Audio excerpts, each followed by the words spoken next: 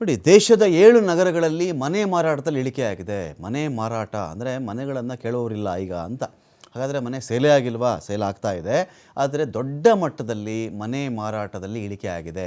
14% ಮನೆ ಮಾರಾಟ ಇಳಿಕೆ ಆಗಿರೋದು ಆಸ್ತಿ ಸಲಹಾ ಸಂಸ್ಥೆ ಅನರಾಕ್ ವರದಿಯಿಂದ ಇದು ಬಹಿರಂಗವಾಗಿದೆ. 2024ರಲ್ಲಿ ದೇಶದಲ್ಲಿ 4,59,645 ಮನೆಗಳು ಮಾರಾಟ ಆಗಿದ್ದವು. 4.5 ಲಕ್ಷ ಅಂತ ಅಂದುಕೊಳ್ಳಿ ರೌಂಡ್ ಮಾರ್ಕಲ್ಲಿ, ಅಥವಾ 4,60,000 ಅಂತಾದರೂ ಅಂದ್ಕೊಳ್ಳಿ ನೀವು. ಇಷ್ಟು ಮನೆಗಳು ಹೋದ ವರ್ಷ ಮಾರಾಟ ಆಗಿತ್ತಪ್ಪ.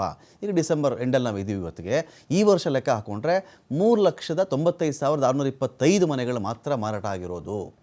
ಕಳೆದ ವರ್ಷ ಮಾರಾಟವಾದಂಥ ಮನೆಗಳ ಮೌಲ್ಯ, ಅದರ ಈ ಟೋಟಲ್ ಹೋದ ವರ್ಷ ಎಷ್ಟು ಮನೆಗಳು ಮಾರಾಟ ಆಯಿತು, ಅದರ ದುಡ್ಡೆಷ್ಟು, ಹಣ ಎಷ್ಟು ಅಂತ ಹೇಳಿದ್ರೆ 5.68 ಲಕ್ಷ ಕೋಟಿ ರೂಪಾಯಿಗಳು. 5,68,000 ಕೋಟಿ ರೂಪಾಯಿಗಳಷ್ಟು ಮನೆಗಳು ಮಾರಾಟ ಆಗಿದ್ವಲ್ಲಿ. ಮಾರಾಟ ಕಡಿಮೆ ಆಗಿದ್ದು ಯಾಕೆ ಈಗ ಅಂದರೆ ಮನೆಗಳನ್ನು ಕೇಳೋರಿಲ್ಲ ಅಂತ ಬಂದಾಗ ದೇಶದ ಆರ್ಥಿಕತೆ, ಜನಗಳ ಆರ್ಥಿಕತೆ, ತಲಾ ಆದಾಯ, ಕೆಲಸ, ಮುಂದಿನ ಭವಿಷ್ಯದ ಬಗೆಗಿನ ಚಿಂತೆ, EMI ಕಟ್ಟೋದು ಹೇಗೆ, ನನ್ನ ಜಾಬ್ ಹೋದರೆ ಹೇಗೆ, AI ಬಂತು, ನನಗೆ ಈ ಜಾಬ್ಗಳು ಹೋಗ್ಬಿಟ್ರೆ ಏನು ಮಾಡಲಿ, ಇದು ನಂಬ್ಕೊಂಡು ನಾನು EMIಗೆ 20 ವರ್ಷ ಕಮಿಟ್ ಆಗಲಾ ಬೇಡವಾ, 30 ವರ್ಷ ಕಮಿಟ್ ಆಗಲಾ ಬೇಡವಾ, ಅಕಸ್ಮಾತ್ ಕೆಲಸ ಹೋಗ್ಬಿಟ್ರೆ ಅದು ಡೆಲ್ಲಿಂದ ಹೊಂದಿಸಲಿ, ಈ ಥರದ್ದು ಬೇಕಾದಷ್ಟಿದೆ. ವಸತಿ ಆಸ್ತಿಗಳ ಬೆಲೆಯಲ್ಲಿ ಏರಿಕೆ ಆಗಿದ್ದು ಒಂದು ಕಾರಣ.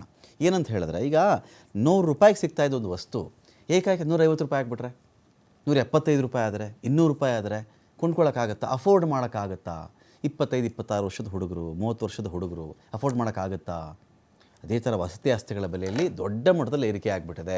ಯಾವತ್ತಿಗೆ ಮೂಲ ವಸ್ತುಗಳ ಏರಿಕೆ ಆಗುತ್ತೋ, ಮೂಲ ವಸ್ತುಗಳ ಬೆಲೆ ಏರಿಕೆ, ಅದು ಇಟ್ಟಿಗೆ ಆಗಲಿ, ಸಿಮೆಂಟ್ ಆಗಲಿ, ಕಬ್ಬಿಣ ಆಗಲಿ, ಬೇರೆ ಇಂಟೀರಿಯರ್ ಪದಾರ್ಥಗಳಾಗಲಿ, ಕೂಲಿ ಆಗಲಿ, ಇದು ಯಾವಾಗ ಜಾಸ್ತಿ ಆಗುತ್ತೋ, ಒಬ್ಬ ಮನುಷ್ಯ ಒಂದು 40-50 ಲಕ್ಷ ಇದ್ದರೆ ಒಂದು ಮನೆ ಮಾಡ್ಕೋತೀನೇನಪ್ಪ ನಾನು, ಒಂದು 60 ಲಕ್ಷ ಇದ್ರೆ ಆಗುತ್ತಾ ಅಂತ ಅಂದ್ಕೊಂಡಿದ್ರೆ, ಇಲ್ಲ 1 ಕೋಟಿ ಆಗುತ್ತೆ, 1.25 ಕೋಟಿ ಬೇಕಪ್ಪ ನನ್ನ ಮನೆ ತೊಗೋಬೇಕು ಅಂದರೆ, ಈ ವಿಚಾರ ಬಂದುಬಿಟ್ಟಾಗ 2 ಪಟ್ಟು ಜಾಸ್ತಿ ಆಗಿಬಿಡ್ತಲ್ಲ ಅದು.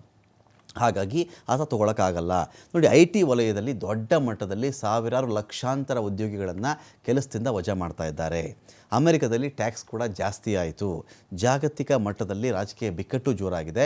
ಇತರೆ ಅನಿಶ್ಚಿತತೆ ಇದೆಯಲ್ಲ, ಅನ್ಸರ್ಟನಿಟಿ ಅಂತಾರೆ. ಈ ಎಲ್ಲ ಕಾರಣಗಳು ಕೂಡ ಮನೆ ಮಾರಾಟದಲ್ಲಿ ಕಡಿಮೆ ಆಗೋದಕ್ಕೆ ಒಂದು ಕಾರಣ ಆಗಿದೆ. ನೋಡಿ, ಬೆಂಗಳೂರಲ್ಲಿ 5% ಡ್ರಾಪ್ ಆಗಿದೆ, ಇದು ಇಳಿಕೆ. ಮನೆ ಈಗ 100 ಮನೆ ಕೊಂಡ್ಕೊಳ್ತಾ ಇದ್ದ ಜಾಗದಲ್ಲಿ 95 ಮನೆ ಮಾತ್ರ ಕೊಂಡ್ಕೊಂಡಿದ್ದಾರೆ ಅಂತ. ಬೆಂಗಳೂರಲ್ಲಿ ಮನೆಗಳ ಮಾರಾಟದಲ್ಲಿ 5% ಇಳಿಕೆಯಾಗಿದೆ.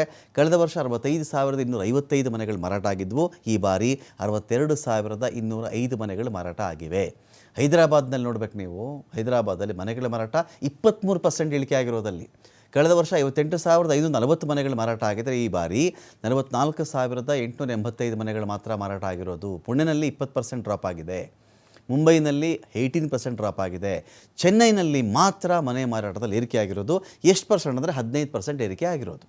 ಎಲ್ಲಿ ಮನೆ ಮಾರಾಟ ಕಡಿಮೆ ಅಂತ ನೋಡಿದ್ರೆ ಮುಂಬೈ ಮಹಾನಗರ, ದೆಹಲಿ, NCR, ಬೆಂಗಳೂರು, ಪುಣೆ, ಕೋಲ್ಕತ್ತಾ, ಹೈದರಾಬಾದ್. ಚೆನ್ನೈನಲ್ಲಿ ಮಾತ್ರ ಕೊಂಚ ಏರಿಕೆ ಆಗಿರೋದು ಮನೆ ಮಾರಾಟದಲ್ಲಿ. ಹಾಗಾಗಿ ಅಂದರೆ ಈ ಮನೆ ಮಾರಾಟ ಇಳಿಕೆ ಅಥವಾ ಏರಿಕೆ ಇದೆಯಲ್ಲ, ವ್ಯಕ್ತಿಯೊಬ್ಬನ ಆರ್ಥಿಕ ಸ್ಥಿತಿಗತಿಯನ್ನು ತೋರಿಸುತ್ತದು.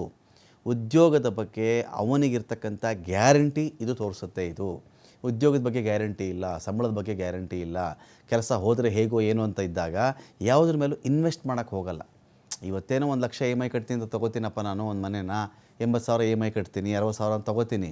ನಾಳೆ ಬೆಳಿಗ್ಗೆ ಕೆಲಸ ಹೊರಟು ಹೋದರೆ ಎಲ್ಲಿ ತರಲಿ 60,000, ಎಲ್ಲಿ ತರಲಿ 1 ಲಕ್ಷ ಅಂತ ಪ್ರಶ್ನೆ ಬಂದಾಗ ಮನೆ ಕೈ ಹಾಕಕ್ಕೆ ಹೋಗಲ್ಲ. ತಡಿ ಸ್ವಲ್ಪ ಇದೆಲ್ಲ ಸ್ಟೇಬಲ್ ಆಗಲಿ, ಇದೆಲ್ಲ ಒಂಥರ ಸ್ಥಿರವಾಗಲಿ, ವಿಶ್ವದ ವಿದ್ಯಮಾನಗಳು, ಬೆಲೆ ಎಲ್ಲ ಕಡಿಮೆ ಆಗಲಿ, ಅಥವಾ ನಮ್ಮ ಉದ್ಯೋಗದ ಬಗ್ಗೆ ಒಂದು ಗ್ಯಾರಂಟಿ ಸಿಗಲಿ ಅಂತ ವೆಯ್ಟ್ ಮಾಡ್ತಾರಲ್ಲ. ಹಾಗಾಗಿ ಮನೆ ಮಾರಾಟ, ಈ ಥರ ಮನೆ ಮಾರಾಟ ನಿಮ್ಗೆ ಯಾವಾಗೆಲ್ಲ ಕಡಿಮೆ ಆಗುತ್ತೋ, ನಿಮಗೆ ಗೊತ್ತಿರಲಿ 350 ಬೇರೆ ಬೇರೆ ಇಂಡಸ್ಟ್ರಿಗಳು ಈ ರಿಯಲ್ ಎಸ್ಟೇಟ್ ಮೇಲೆ ಅವಲಂಬಿತವಾಗಿರೋದು. ಅದರಲ್ಲಿ ಎಲೆಕ್ಟ್ರಿಕಲ್ ವಸ್ತುಗಳು ಬರ್ತವೆ, ಗಾರೆ ಬರುತ್ತೆ, ಸಿಮೆಂಟ್ ಬರುತ್ತೆ, ಮರಳು ಬರುತ್ತೆ, ಸ್ಯಾಂಡು ಚೀಲಗಳು ಬರ್ತವೆ, ಕಬ್ಬಿಣ ಬರುತ್ತೆ, ಮರ ಬರುತ್ತೆ, ಅರ್ಥ ಆಯ್ತಲ್ಲ, ಇಂಟೀರಿಯರ್ ಪದಾರ್ಥಗಳು ಏನೇನು ಬಳಸ್ತಾರೋ ಎಲ್ಲವೂ ಬರ್ತವೆ, ಕೂಲಿ ವಿಚಾರ ಬರುತ್ತೆ. ಈ ಥರದ್ದು ಬೇರೆ ಬೇರೆ ಬೇರೆ ಬೇರೆ ಬೇರೆ ಅವಲಂಬನೆ ಆಗಿದೆಯಲ್ಲ, ಆ ಎಲ್ಲ ಇಂಡಸ್ಟ್ರಿಗಳಿಗೂ ಹೊಡ್ತಾನೆ. ಮನೆಯೇ ಕೊಂಡ್ಕೊಳ್ತಾ ಇಲ್ಲ ಅಂದಾಗ ಮೂವ್ ಆಗಲ್ಲ, ಅದು ನಿಂತು ಹೋಗ್ಬಿಡುತ್ತದು. ಕೂಲಿಗೆ ಯಾರು ಕರೆಯಲ್ಲ, ಮನೆ ಮಾರಾಟ ಆಗಲ್ಲ, ಹೊಸ ಡಿಮ್ಯಾಂಡ್ಗಳು ಬರಲ್ಲ. ಈ ಲೇಔಟ್ ಮುಗಿಸಿದ್ದೀನಿ, ಇನ್ನೊಂದು ಲೇಔಟ್, ಅಲ್ಲಿ ಇದೆಲ್ಲ ಸೇಲ್ ಆಯಿತು, ಇನ್ನೊಂದು ಲೇಔಟ್ ಮಾಡೋಣ, ಅದು ಬರಲ್ಲ.